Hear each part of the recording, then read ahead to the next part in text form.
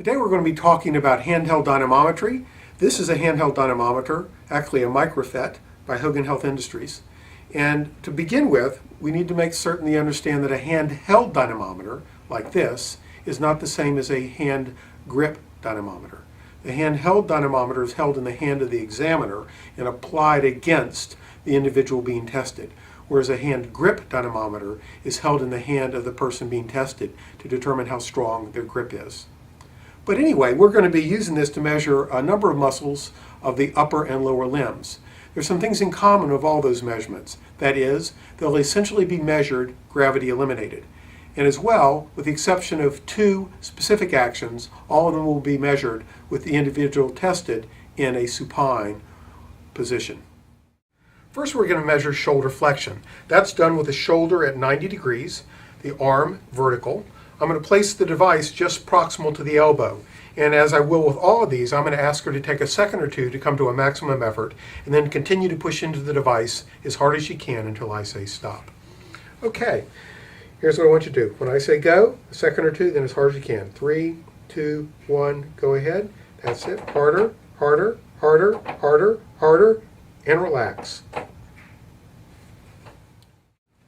Now we're going to measure shoulder abduction or abduction. It's done with the shoulder at 45 degrees in this horizontal plane. I'm going to place the device again just proximal to the elbow, and I'm going to say, when I say go, I want you to take a second or two to come to maximum effort, then pull your arm away from your body as hard as you can. Ready? Go ahead. That's it. Harder, harder, harder, harder, harder, and relax. 33 pounds. Now we're going to measure shoulder extension. Again, the arms or the shoulders at 90 degrees. We're going to allow her elbow to flex. Again, I'm going to place the device just proximal to the elbow, stabilize here.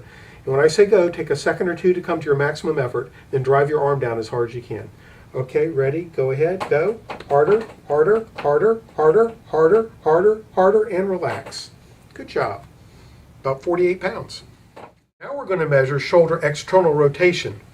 Again, her shoulder now is at 45 degrees of abduction. Her elbow's at 90 degrees. I'm going to stabilize here, place the dynamometer just proximal to the styloids.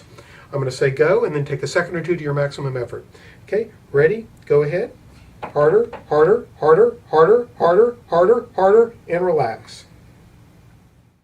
Now we're going to measure shoulder internal rotation strength. Again, the shoulder's at about 45 degrees of abduction, the elbow's at 90 degrees, and I'm going to place this just proximal to her styloids. Okay, ready?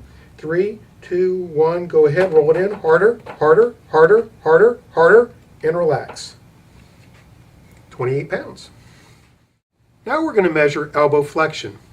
This is done with the elbow at 90 degrees. Again, the dynamometer is placed just proximal to the styloids, and one way of doing that is to be up here. I'm just going to move this just a tad. Okay, it's going to again, when I say go, you take a second or two to your maximum effort, then continue until I say stop. Okay, ready? 3, 2, 1, go ahead. Pull harder, harder, harder, harder, harder, and relax. 44 pounds.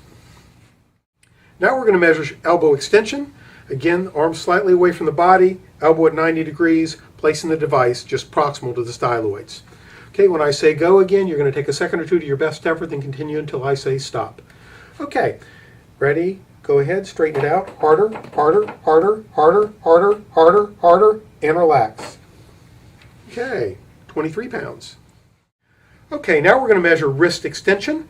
Elbow generally at 90 degrees again, the forearm vertical, the wrist in neutral. I'm going to place the device just here at the distal part of the hand before crossing the MP joints. Again, it's going to be a second or two, then as hard as you can.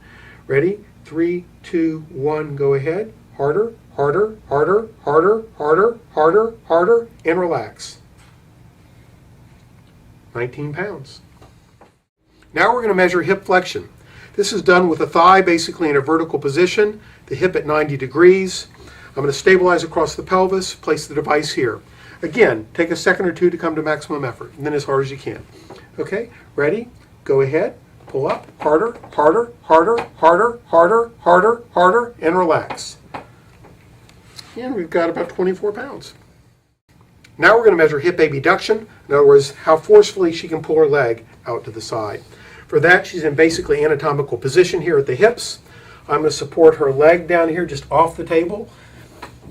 I'm going to apply the dynamometer just proximal to her lateral joint line. And again, it's going to be a second or two to your max, then as hard as you can. Okay, ready? Go ahead, out to the side. That's it. Harder, harder, harder, harder, harder, harder, and relax. Now we're going to measure ankle dorsiflexion, so we're going to see how vigorously she can draw her ankle up like this. I'm going to apply the device here just proximal to the toes.